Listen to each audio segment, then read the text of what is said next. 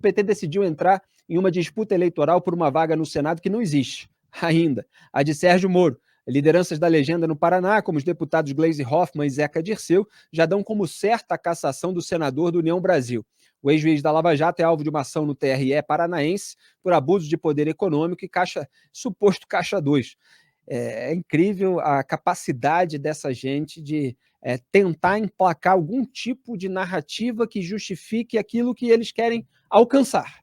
Então, assim, na investigação normal, que foi o caso da Lava Jato, que começou lá no posto de gasolina, no Paraná, etc., você parte do fato para ir avançando na investigação até chegar nas pessoas.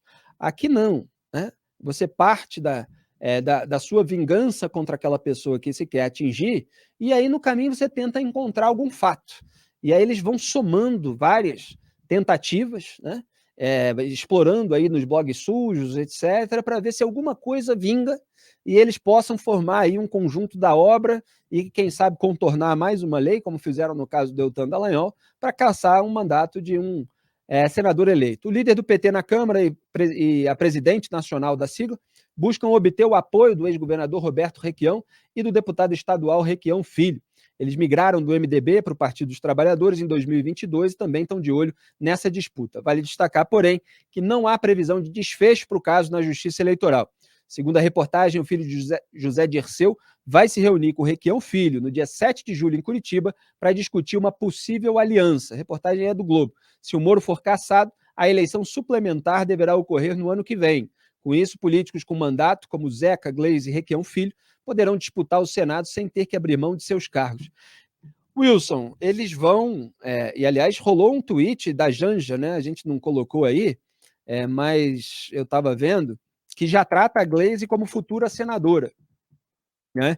Então, assim, você tem uma tentativa de naturalizar a cassação do mandato do Moro, já dá isso como favas contadas, já colocar ali o pessoal como pré-candidato, uma favorita, etc., para depois tudo aquilo descer como se não fosse surpresa para ninguém, reduzindo e minimizando a resistência. Como é que você vê esse episódio, Wilson? O PT mostrando toda a sua arrogância, né, Felipe? Aquela arrogância que a gente já conhece e não é de hoje. Porque você não pode atropelar os fatos, você não pode atropelar o processo. Existe todo, sabe? As coisas precisam ser feitas uma coisa de cada vez, sabe? Não adianta você querer imaginar, nossa, a Gleisi Hoffmann vai ser a próxima, sabe, senadora pelo Paraná. Gente, calma, calma. Tem um processo ainda relacionado ao Sérgio Moro, sabe? O que a gente tem de informação é que é um processo fraco, não é um processo com provas substanciais.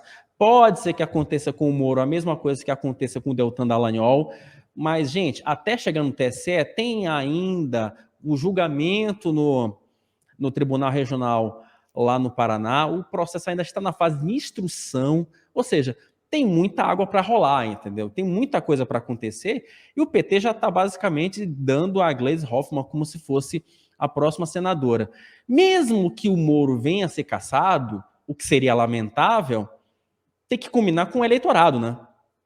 Acho que assim, eu acho que é uma coisa meio básica, né, Felipe? Assim, por uma questão, pelo menos até onde eu sei, eu não sei se mudou alguma coisa, me corrija, meu amigo, se eu estiver equivocado, né? Para você decretar alguém como, para você dar um mandato para alguém, você precisa combinar com o eleitor, né? O eleitor precisa votar na Gleisi. E é bom lembrar que o Roberto Requião, ele foi candidato ao governo do estado lá no Paraná nas últimas eleições e levou uma surra. Ele praticamente enterrou a sua carreira política, né, lá no Paraná. A Gleisi Hoffmann foi eleita deputada pelo PT lá no Paraná, mas a votação não foi nada expressiva. Então, gente do PT, senhores do PT, devagar um pouco com andor, né? Porque é bom lembrar que existem alguns candidatos aí, é bom lembrar que tem gente da direita que tem um potencial de ser eleito mesmo, caso o Moro venha a ser cassado, que tem condição de levar essa candidatura que tem condição de levar uma candidatura muito mais forte do que a Gleisi Hoffmann. Então, calma, né? Uma coisa de cada vez, né? Pois é, eu falei aqui no tweet da Janja, a produção logo providenciou. Vamos mostrar aí para os espectadores do Papo Antagonista, quando ela trata aí a Gleisi Hoffmann já como futura senadora. E o dia começou com uma excelente conversa, essas duas mulheres maravilhosas, como chama aí a Janja, a ministra Aniele Franco, a irmã da Marielle, e a futura senadora Gleisi Hoffmann. Está aí o tweet, portanto, da primeira-dama, a esposa do presidente da República, já dando como certa a cassação de um senador. Quer dizer, até do ponto de vista institucional, é algo que já vulgariza o posto de primeira-dama, esse tipo de tweet. Seja qual for a opinião, seja quem for a personagem que esteja na função, que no Brasil as pessoas têm dificuldade de fazer essa análise do princípio, né, independentemente dos personagens. Esquece que seja a Janja, esquece que seja a Gleisi, que seja o Moro, se tem opinião contra ou a favor. É primeira-dama. Primeira-dama tem que tuitar sobre futura senadora, futuro parlamentar, quando você ainda não tem um julgamento concluído de cassação de um mandato de um parlamentar atuante? É claro que não. Isso é uma coisa de terceiro mundo.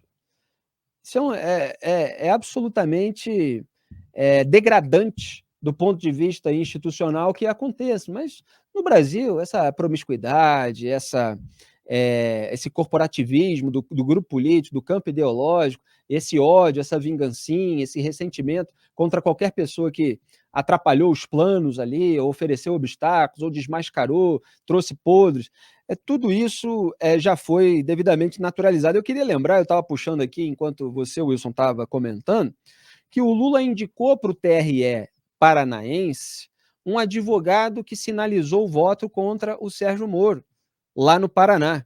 Ele deixou de lado uma mulher, até então favorita, o Lula, tá? Deixou de lado uma mulher, porque no discurso PT, assim, não, vamos valorizar as mulheres, etc. Na hora, eles escolhem o homem que pode blindá-los ou que pode se vingar por eles, né?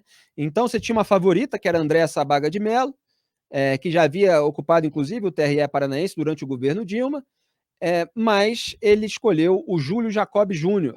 E o advogado, teve uma matéria da Folha a respeito, fez um périplo por Brasília antes dessa nomeação, e em conversas com petistas chegou a se definir dentre os candidatos como o único capaz de encaminhar um voto divergente caso o relator do pedido de cassação do Moro, que é o desembargador Mário Elton Jorge, vote pela improcedência da representação. E esse relator já tinha afirmado lá que no Paraná não existe o jogo político de outros estados. E eu comentei na ocasião, que eu escrevi um artigo sobre isso, que é isso, porém, que o Lula tenta agora institucionalizar por lá esse jogo político. Então, o relator não estava inclinado, não está, pelo menos até o momento, vamos ver no dia do julgamento, a votar pela cassação do Moro.